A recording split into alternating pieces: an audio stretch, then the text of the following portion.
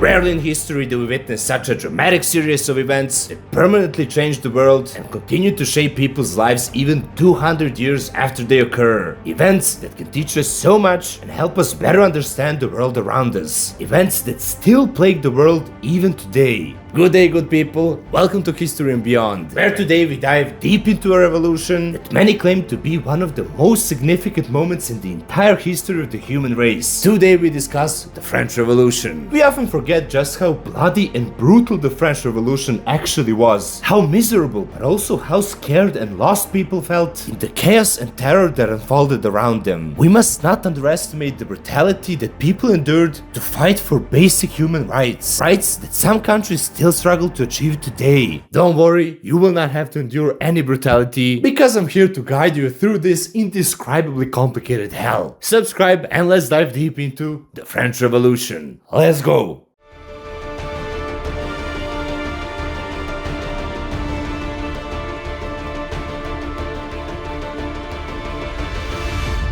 You, my dear friend, may not have taken me seriously when I said everything was going to become very complicated. But you will be convinced by the fact that even historians today can't agree on how long the French Revolution actually lasted. Yes, everyone takes 1789 as the starting point, but it arguably started even earlier and ended somewhere between 1794 and 1799 or even later according to some. Personally, I don't care. What matters is that we start from the beginning and everything will become crystal clear. Maybe, probably not. Le France, the land of wine, baguettes, and men with weird mustaches. But back in the day, a land of poverty, feudalism, and a super rich elite that doesn't feel the need to pay the taxes because the poor already do that for them. Although this might remind you of many countries in the world today. No, this is France in the 1700s. Technological advances from that period had allowed the lifespan of the average person to massively extend to an impressive 30 years, meaning fewer people were dying. So the population in the 18th century grew from about 18 to 26 million, which was even more than Russia. This meant more food was needed to sustain this population. However, a series of hot summers and cold winters had been destroying the harvest for several years. As a result, the price of bread skyrocketed, which the common people couldn't afford. And why couldn't they? Good question. France was a kingdom in the 18th century, as it had been for many centuries before. In 1774, King Louis XVI ascended to the throne, who, with all due respect, was absolutely incompetent. He was somehow so insecure, so unprepared. I mean, just look at him. Back then, it was considered very important for the king to have a male heir. The problem was that the king couldn't have an heir at all because he didn't want to consummate his marriage with his wife. He was maybe afraid, I don't know. Anyways, this greatly affected his reputation because if he couldn't produce children, how could he even manage the state? But that was not the main reason people didn't respect him. That would be quite childish. They were just fucking around with him. Or actually nobody was. Still, they ended up having 4 kids.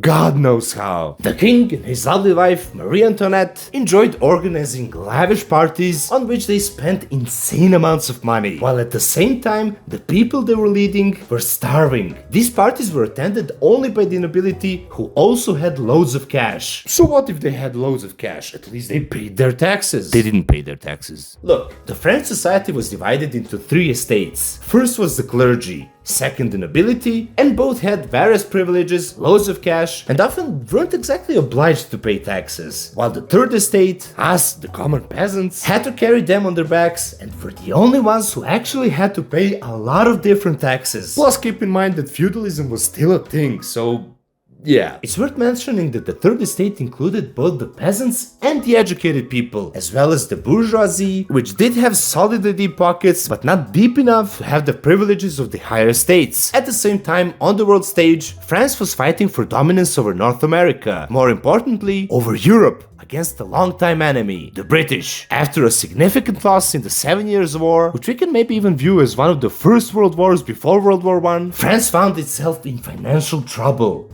Deep trouble. But why would the artificial concept of money stop you when the Brits needed to be destroyed? What, the Americans want independence? Well, we always have supported independence of colonies and the freedom of peoples. Just don't mind all the colonies we own. Here is a significant financial assistance for you. The Americans successfully carried out their revolution. However, this little maneuver cost France dearly, as it was now in even more debt. Banks no longer wanted to give them loans. So what do you do when you have no money, but still have to throw a good old house party and don't want to offend your elite friends? That's right, tax the peasants even more, because you don't even know them anyway. They don't really exist for you. The third estate, as I said, wasn't necessarily uneducated. Many were intellectuals or had created successful businesses themselves. Yes, the majority were farmers, but the third estate was not unaware of their situation. Quite the contrary. Thanks to philosophers like, let the mispronunciation begin. Montesquieu, Voltaire, Rousseau, René Descartes, Spinoza, and John Locke, a period of history called the Enlightenment was sparked. A period that promoted the use of reasoning, empiricism, science, progress, freedom and equality for all, tolerance, but also secularism, i.e. the separation of church and state. This last point made people think, does God really want such an incompetent king to rule our magnificent country? Maybe God didn't choose the king. Maybe the king is just using God to justify his position. Such thinking spread throughout Europe. This doesn't mean the people were all atheists all of a sudden, or even necessarily against religion, but they began to suspect that rulers were abusing religion to present themselves as something they might not be, chosen by God. Now, the economic instability forced the French finance minister to take the most shockingly drastic measure possible, to tax even the first two estates in 1787. Many consider even this to be the beginning of the revolution. However, the government didn't have the balls to enforce it, so they decided to convene the Estates Générales in 1789 and throw the responsibility over to them. I want to emphasize that the kings were such hardcore dictators that they hadn't convened the Estates Générales in 175 years, meaning a lot of problems were piled on for decades, which means this can only end well. As the name suggests, the Estates Générales gathered all three estates to create a false hope that the voice of the ordinary citizen would be heard, but not in Paris, but in Versailles, since that was the real capital, because the king's court was there, and he didn't want to have to drive all the way to the city, and God forbid see the common citizen. So let's see how this played out. The first estate, the clergy. There were about 100,000 of them among 26 million inhabitants. So less than 0.5% of the population, but they still held about 10% of all land and took separate taxes from the third estate. They had 303 representatives in the assembly. The second estate, the nobility, numbered about 400,000 members. So about 1.5% of the population, but they held a quarter of the land and had 282 representatives. The third estate, ordinary people, made up 98% of the population, but only had 578 representatives. Now, although this might not seem fair to the average person, it was actually much worse. Essentially, the number of representatives was irrelevant, as it was decided that each estate would have only one vote. This means that if the third estate wanted to tax the first two estates, the other two would always outnumber them and vote against it. This meant they had no influence at all. So just to emphasize, 98% of the population had less voting power than these 2%. Naturally, the third estate went crazy and began calling itself the new National Assembly, which greatly worried King Louis XVI. So he banned them from entering the Estates Générales by locking the doors. His wisdom and prudence know no bounds. This didn't stop the people, however. So a man named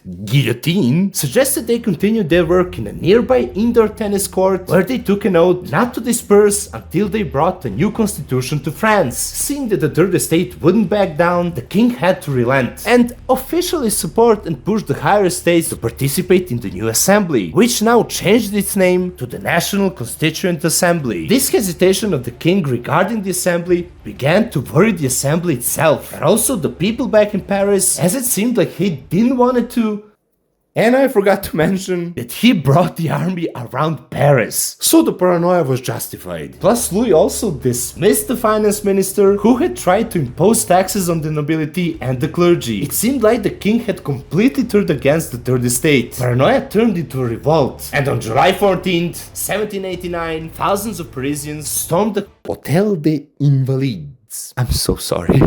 Where they took weapons. The only problem was there was no gunpowder. So they then jumped over to the Bastille prison for the gunpowder, but also because it symbolized the tyranny the monarchy imposed on its citizens. The fight was very bloody, with around 100 people killed, including the chief warden, whose head was cut off with a saw and paraded on a pike. If you find that gross, you won't like the rest of the story. The fall of the Bastille is generally marked as the beginning of the French Revolution, and this crucial event is still celebrated today as Bastille Day. The king had to relent again and handed over control to the famous Marquis de Lafayette to restore order and peace. Lafayette played a huge role at the beginning of the revolution. He even proposed adding a white color to the Parisian red and blue flag. Thus, the well-known French tricolor was born. Meanwhile, the assembly, in order to calm the citizens, finally made one of the most significant decisions, abolishing feudalism, while Lafayette, with the help of one of the founding fathers of the US, Thomas Jefferson, drafted the Declaration of the Rights of Man and of the Citizen, which on August 26, 1789 proclaimed the equality of all men except women and slaves, then freedom, inviolability of property, and many other very progressive stuff that would make life in France, at least on paper, more bearable. In one word, feudalism was abolished. The problem was that the king was not a fan of this, making it increasingly clear that he wanted to somehow get rid of the assembly and the rebels. But another problem was that the king lived in Versailles and had no contact with the real world, being shielded from the actual picture of how the average Frenchman lived. Marie Antoinette was so detached and so brash that when she heard that people had no bread, she famously said, "Let them eat cake," which was merely propaganda because there's no actual evidence that she ever said that. But this perfectly describes how the common citizen was seen in the eyes of the elite. Plus, there was even a rumor that the king was deliberately starving the people to stop the revolution. Now it was enough. Thousands of women gathered in Paris, who then marched to Versailles and demanded that the king return with them to Paris, which would be his new place of residence. As you might expect, the storming of the palace was very bloody, and although the king and his family remained unharmed, the same cannot be said for their friends and the guards. So now Louis XVI was a resident of Paris, along with the assembly. Paris once again became the capital of France, and the king would live among ordinary people to see the real state of the country, but also so that the people could keep an eye on him.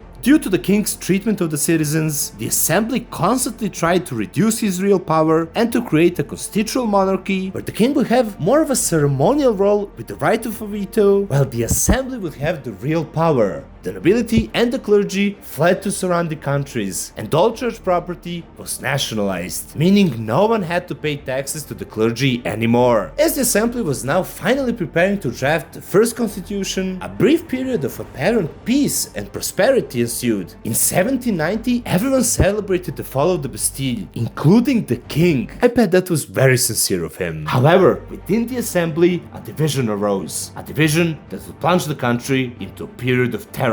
The French Revolution had just begun, and in the next few years, the people would learn the true price of freedom. Political parties emerged, ranging from royalists who supported the idea of maintaining the monarchy but wanted the state to be parliamentary, like the UK today, all the way to the parties advocating for the complete abolition of the monarchy, and some even for the abolition of the monarch's life. The political situation in France was only briefly calm. The real power of the king rapidly declined. However, this was not enough. The state was still in an enormous financial crisis, which couldn't be resolved by selling confiscated church properties. King Louis XVI increasingly feared for his safety, which was justified given the growing general dissatisfaction of the people, who remained hungry despite all these significant changes. Political parties opposed to the monarchy quickly gained popularity, most notably the Jacobins, led by Maximilien Robespierre, dedicated to his goals of overthrowing the king and creating a republic in France where all men would have the right to vote and where no one would be a slave anymore, not even the colonies. Robespierre was considered incorruptible, which earned him a huge support in the assembly and especially amongst the people. The king could no longer bear this stress, so he decided to flee France with his family to Austria and Holland, or rather the Netherlands, or more technically Belgium. It doesn't really matter because the point was they decided to run. The problem with this move was that they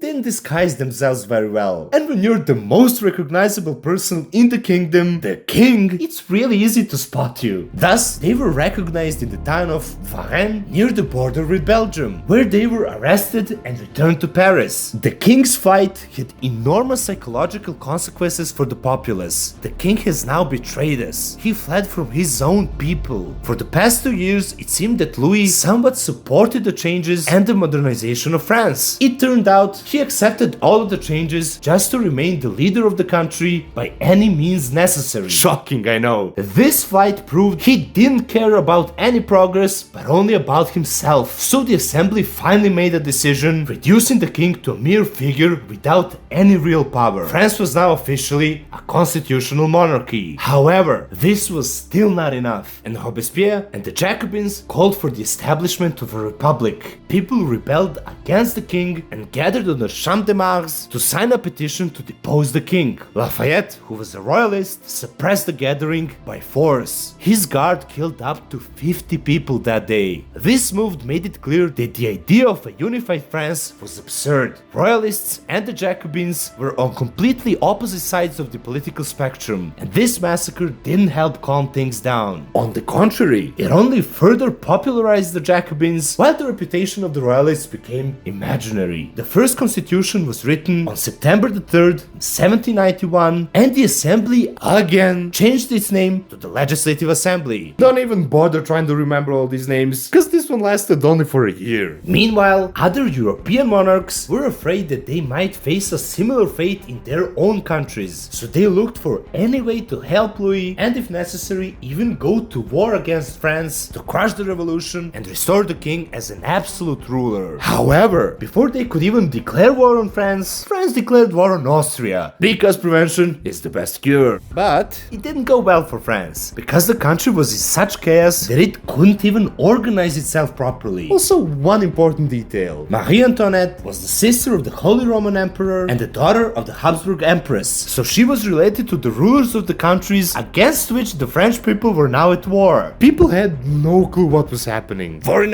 royalists, the Duke of Brunswick threatened the French people that he would burn their capital if they hurt the royal family. So the people completely calmed down, and that was the end of the revolution. Thanks for watching, Pozdrav.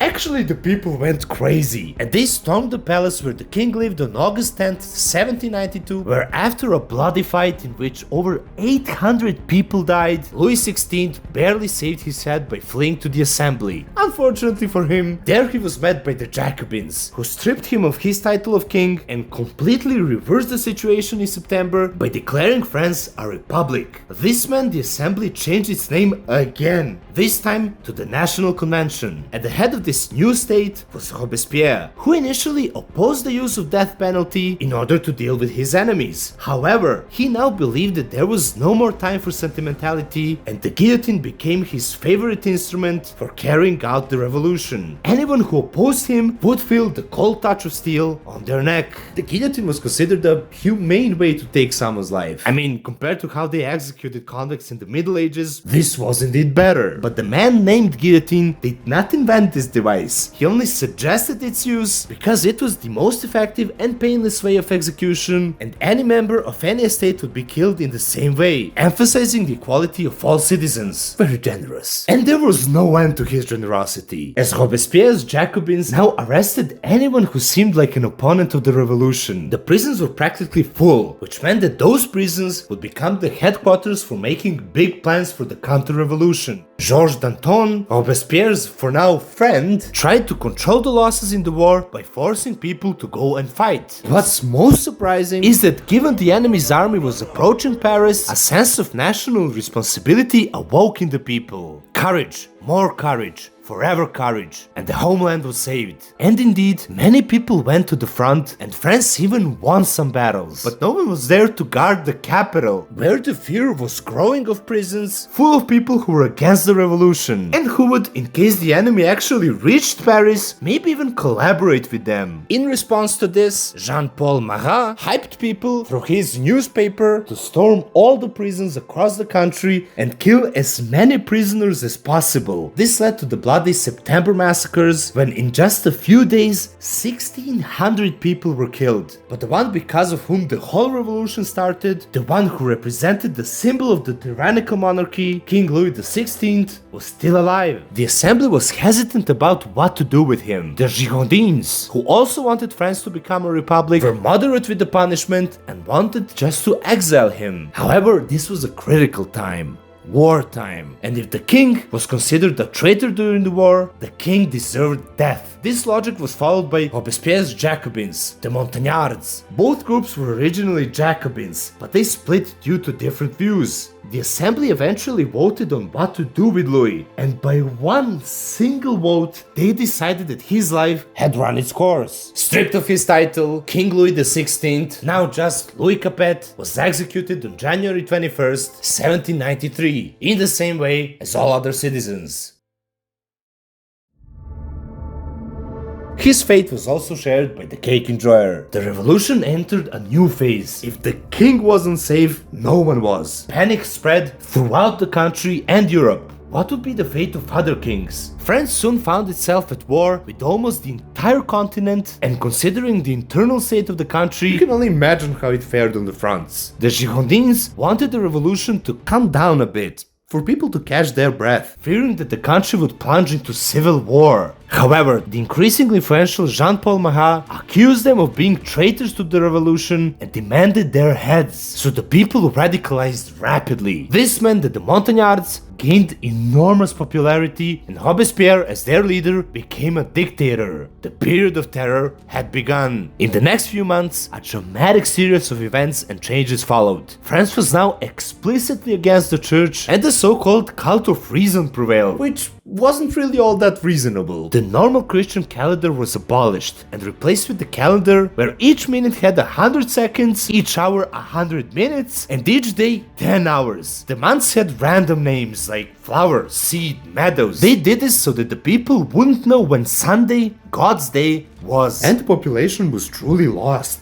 No one knew what was happening anymore. Literally anyone could end up on the guillotine if there was even the slightest suspicion that you thought about thinking about something against the revolution. The exact number of those killed is not well documented, but what is certain is that there was definitely over 16,000 deaths. The number goes up even to 40,000, counting those who died in prisons. Robespierre, who initially opposed the guillotine, now found it as his favorite tool for enforcing his rule. Even his friend Danton was like, I really think it's time to stop before everything goes to shit. Robespierre, the eternal pragmatist, sent his friend to test the guillotine with his neck. The revolution turned the country upside down. Counter-revolutions erupted everywhere, which were increasingly difficult to control. Jean-Paul Marat was killed because of his publications by Charlotte Corday, who was also executed for that murder. Brutal suppression of uprisings followed throughout France. Horrific massacres without any respect for life. Robespierre just lost it, so he went even further and created a cult called the Republic of Virtue. What worried the people was that at the ceremony celebrating his cult of reason and virtue, he appeared on top of a mountain and behaved as if he was the almighty god. My guy was so drunk on power that one day he came to the assembly and said, "Good people, I have this paper here. On it is a list of some of you who will soon check whether the blade on the guillotine was still sharp. But just to spice things up, I won't tell you who's on the list." So they caught him and put him on the guillotine. Robespierre's death is just such a perfect example of irony. And karma too, yeah. At the same time, for some reason, European countries didn't take the advantage of this chaos, which drastically backfired on them, as France now pushed all the way to the Netherlands, kicked Spain and Prussia out of the war, and turned the Benelux into a puppet state. In Paris, after Robespierre, a somewhat calmer period followed, the so-called Thermidorian reaction. The Thermidorians aimed to bring the country back to normal, by of course killing all who disagreed with them, aka they were all of Robespierre's former associates. But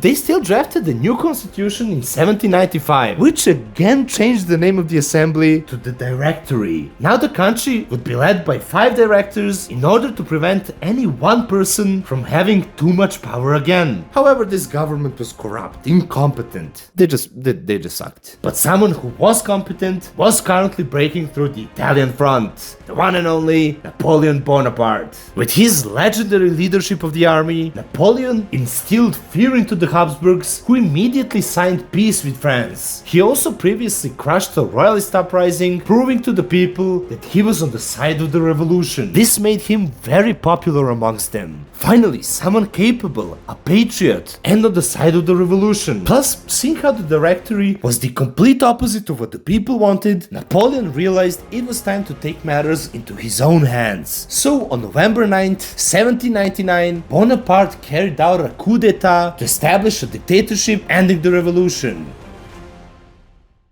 The French Revolution aimed to remove a dictator, and did achieve this only to bring in another one, and then eventually a third one. Robespierre, however, learned firsthand the meaning of the saying, "Revolution devours its children." So many people died believing in change. So many people died only to end up in the same place as before. The consequences of the period between 1789 and 1799 remained unclear in the following years. But today we understand that these events sparked revolutions across Europe, including in Serbia, just a few years later. Something that we will hopefully cover in the future. Subscribe and support my English lessons by donating to Patreon or the Super Chat or the join button. New videos hopefully every other week, so don't you dare miss it. See you all very soon, my good people. Pozdrav!